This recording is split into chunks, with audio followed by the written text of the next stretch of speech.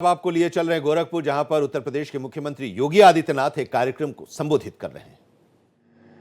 3 लोग देख रहे थे, एक साक्षात भगवान कृष्ण, दूसरा महर्षि वेदव्यास और तीसरा उस दृश्य को देख रहे थे संजय, जो उस युद्ध के पूरे वृत्तांत के बारे में उस धृतराष्ट्र को बताते थे।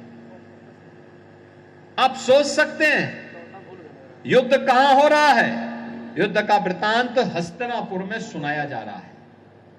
युद्ध हो रहा है कुरुक्षेत्र में और उसका वृत्तांत तो सुनाया जा रहा है हस्तिनापुर की राजधानी में कि देखो अब युद्ध में ये हो गया, उसने इसको मार दिया, इतनी सेना फलाने पक्ष की मर चुकी है, इतने योद्धा मारे जा चुके हैं, इतने रथी मारे जा चुके हैं, इतने महारथी मारे जा चुके हैं। ये पूरा दृश्य वहां दिखाया जा रहा था। आपने ऋषि मुनियों के अनेक ऐसे वृत्तांत तो सुने होंगे और आज भी हमारे पास तो धरोहर के रूप में वेद हैं, उपनिषद हैं, पुराण हैं, महाभारत है, रामायण है, अनेक ऐसे आध्यात्मिक ग्रंथ हैं जो हम सबको भारत की ऋषि मुनि परंपरा के आध्यात्मिक चेतना के विस्तार को, ब्रह्मांड के रहस्यों को इन पवित्र ग्रंथों के माध्यम से उद्घाटित करके उन्होंने हम सब के लिए, आने वाली पीढ़ी के कल्याण के लिए प्रस्तुत कर दिया। उसी परंपरा में गोरखपुर में महायोगी भगवान गोरक्षनाथ जी हों, योगीराज बाबा गंभीरनाथ जी हों, एक संतों की एक लंबी परंपरा, योगियों की एक परंपरा, जहां गोरक्षपीठ में, गोरखनाथ मंदिर में महायोगी गोरखनाथ की उस पावन साधना स्थली में देखने को मिली। देश के अंदर भी अलग अलग स्थानों पर, आप बंगाल की ही परंपरा में जाएंगे, अनेक ऐसे ऋषि मुनि पैदा हुए, ऐसे संत पैदा हुए, वर्तमान कालखंड में ही पैदा हुए, जिन्होंने अपनी आध्यात्मिक साधना से लोगों के जीवन में अनेक परिवर्तन किए। बंगाल की परंपरा तो इस मामले में बहुत समृद्ध रही है। रामकृष्ण परमहंस उस परंपरा के एक दिव्य ज्योति थे। स्वामी प्रणवानंद उस परंपरा के प्रखर ज्योति थे। लाहिड़ी महाराज उस परंपरा के एक दिव्य ज्योति थे। एक महत्वपूर्ण कड़ी के रूप में युक्तेश्वर गिरिजी महाराज उस परंपरा के पूज्य संतों की परंपरा में, योगियों की परंपरा में एक मूर्तिमान नक्षत्र थे। अनेक ऐसे दिव्य ज्योतियों का प्रादुर्भाव इस भारत की धरती पर हुआ है और उसी भारत की आध्यात्मिक जगत की विभूतियों में, इसी गोरखपुर के इसी स्थान पर, जिस स्थान पर आज हम सबका सौभाग्य है कि हम सबको मिलने का अवसर प्राप्त हुआ है, और वह भी 132 वर्ष के बाद। अनुमान करिए इसमें से किसी भी व्यक्ति की उम्र 132 वर्ष नहीं होगी। मुझे लगता है कि 132 वर्ष किसी की उम्र नहीं होगी सिवाय रवि किशन के। रवि किशन संभवतः 132 वर्ष के हो चुके हैं, इसीलिए तो पहली बार यहां पर आए हैं। आप लोगों ने, कितने लोगों ने वोट दिया था रवि किशन को? सभी लोगों ने वोट दिया, लेकिन इन्होंने फिर आपको कभी देख करके पूछने के लिए नहीं आए। इनके यहां भोजन करने के लिए गए थे? कितने लोग गए इनके यहां भोजन करने के लिए?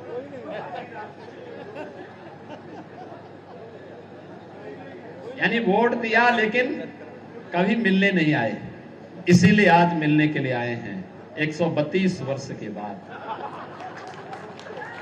आज ये मिलन यहां पर हो रहा है और उस मिलन का शुभ संकेत दिया है योगानंद परमहंस जी महाराज की कृपा से। बिना संतों की कृपा से संभव नहीं हो सकता, और यह संभव हुआ है उनकी कृपा से। यह हमारा सौभाग्य है आज ऐसे तपस्वी को, ऐसे साधक को, मुमुक्षु की प्राप्ति के लिए, जिनका पूरा जीवन भारत की इस पवित्र ज्ञान की धरोहर को, आध्यात्मिक परंपरा को वैश्विक पटल पर स्थापित करने के लिए लगा, ऐसी विभूति को इस गोरखपुर ने जन्म दिया और वे जब भी रहे गोरखपुर का नाम सदैव स्मरण करते रहे। उन्होंने अपनी ऑटोबायोग्राफी में इस बात का उल्लेख किया, अपने बचपन का उल्लेख किया मां के न रहने की पीड़ा का उल्लेख किया और उन सभी बातों को उद्धृत करके उन्होंने अपनी ऑटोबायोग्राफी में लिख करके छोड़ा है, जो गोरखपुर की उनकी स्मृतियों से जुड़ा हुआ रहा है। यानी मात्र 8 वर्ष की उम्र तक वे गोरखपुर में थे और उसके उपरांत पारिवारिक दायित्वों के साथ पिता का यहां से ट्रांसफर होता गया, वे भी उनके साथ जाते गए। मां की साया उड़ गई और फिर परिवार की स्थिति क्या होती है, ये सभी दृश्य उन्होंने अपनी ऑटोबायोग्राफी में लिखते हुए अंत में, आपको याद होगा कि बहुत छोटी उम्र में ही स्ट्रीट लाइट इसलिए लगेगी कि उसमें आप लोग देख सकेंगे गोरखपुर का विकास कैसे हुआ है, इसलिए नहीं कि केवल रवि किशन आके फिल्मों का शूटिंग करे।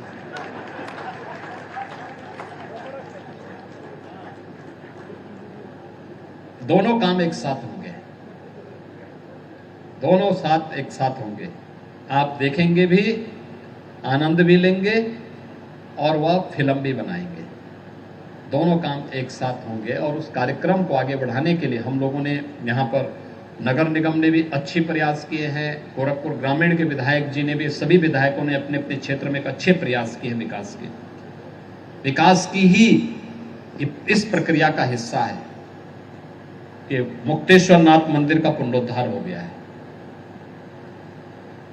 जटाशंकर और मोहद्दीपुर गुरुद्वारे का भी पुनरुद्धार हुआ है।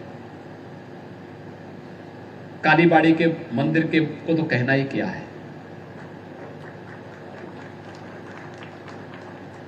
आजकल कालीबाड़ी के बाबा दिखाई नहीं दे रहे लगता है, तो उससे लोग की यात्रा में चले गए क्या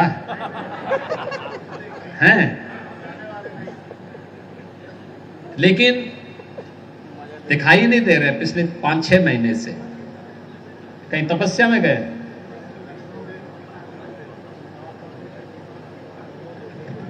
लेकिन अब मैंने सुना है काफी बड़ा बन गया है। किसी की जमीन तो नहीं कब्जा की है ना? ठीक है,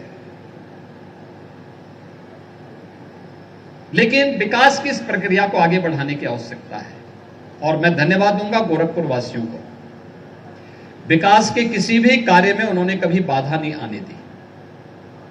सड़क बनाने में, जल निकासी के लिए नाले बने या बन रहे हैं, नगर निगम को सड़कों के चौड़ीकरण के लिए या विकास की किसी भी प्रक्रिया को आगे बढ़ाने के लिए। आज तो गोरखपुर में एम्स भी है, फर्टिलाइजर भी है, रामगढ़ ताल भी है। रामगढ़ ताल के किनारे शीश महल भी बन गया है, आपने देखा है, काफी लोग गए हैं वहां। वहां पार्किंग की व्यवस्था भी है, स्ट्रीट वेंडर्स के लिए भी वहां उन्होंने एक व्यवस्था बनाई है, खड़े होने के लिए, बैठने के लिए, और बहुत कुछ विकास की इस प्रक्रिया को आज आगे बढ़ाया जा रहा है। बहनों और भाइयों, एक तरफ विकास और दूसरी तरफ सुरक्षा का बेहतर माहौल। याद रखना, विकास सार्थक तभी है जब सुरक्षा है। सुरक्षा के बगैर समृद्धि भी बहुत दिनों तक नहीं रहती है।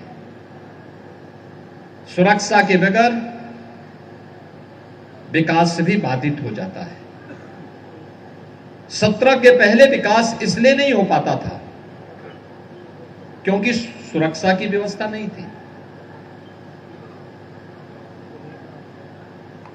सरकार के पैरेलल माफिया गैंग खड़े थे, भ्रष्टाचारी खड़े थे, कोई योजना आती थी हड़प जाते थे।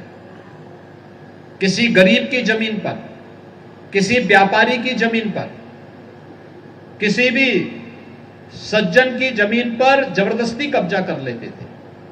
लेकिन आज कोई कब्जा नहीं कर सकता। आज कब्जा करेगा तो उसका मालूम है कि फिर लेने के देने पड़ जाएंगे, लेने के देने पड़ जाएंगे, इसलिए कोई कब्जा नहीं करेगा आज के दिन पे। और यह भी तय है कि बेटी को कोई छेड़ेगा और व्यापारी को कोई छेड़ेगा तो फिर यमराज के घर का रास्ता भी उसका खुल जाएगा। अब तो एक एक जगह सीसीटीवी कैमरे लगाए जा चुके हैं। सुरक्षा का बेहतर माहौल बनाया गया है। सुरक्षा का जो माहौल बना है प्रदेश में, आज उसी का परिणाम है प्रदेश तेजी के साथ आगे बढ़ रहा है। गोरखपुर हो, काशी हो, अयोध्या हो, प्रयागराज हो, लखनऊ हो या प्रदेश का कोई अन्य सिटी, कोई अन्य जनपद विकास भी कर रहा है, विरासत का संरक्षण भी कर रहा है। विरासत का संरक्षण हो रहा है तो युवाओं को रोजगार भी मिल रहा है। अभी हम लोगों ने लखनऊ में, इससे ठीक पहले मैं लखनऊ में था, ब्रह्मोस मिसाइल का हमने वहां उद्घाटन किया। ब्रह्मोस मिसाइल अभी आपने देखा होगा, आपने देखा होगा 2 दिन पहले आतंकियों का जो सबसे बड़ा आतंकी राष्ट्र है पाकिस्तान के एक जहाज को जिस मिसाइल ने निशाना बनाया था, उस मिसाइल का नाम है ब्रह्मोस मिसाइल। ये मिसाइल अब लखनऊ में ही बनने वाली है। लखनऊ से फिट करेंगे तो दुश्मन और दुश्मन के आका भी कांप जाएंगे।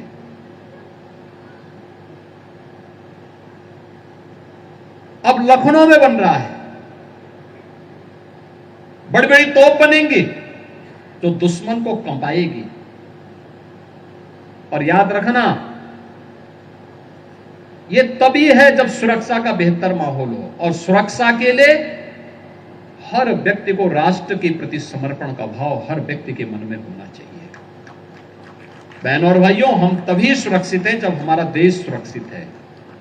हमारा देश तभी सुरक्षित और समृद्धि की ओर अग्रसर होगा जब हम सबकी प्राथमिकता में पहला देश होगा। देश पहले,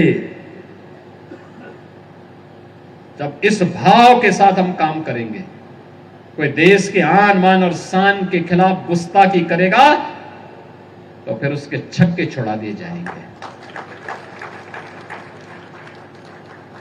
कोई देश की सुरक्षा में सेंध लगाएगा, इससे पहले कि सेंध लगाए उसी में सेंध लगा देने की आवश्यकता है, उसी को ठीक कर देने की आवश्यकता है।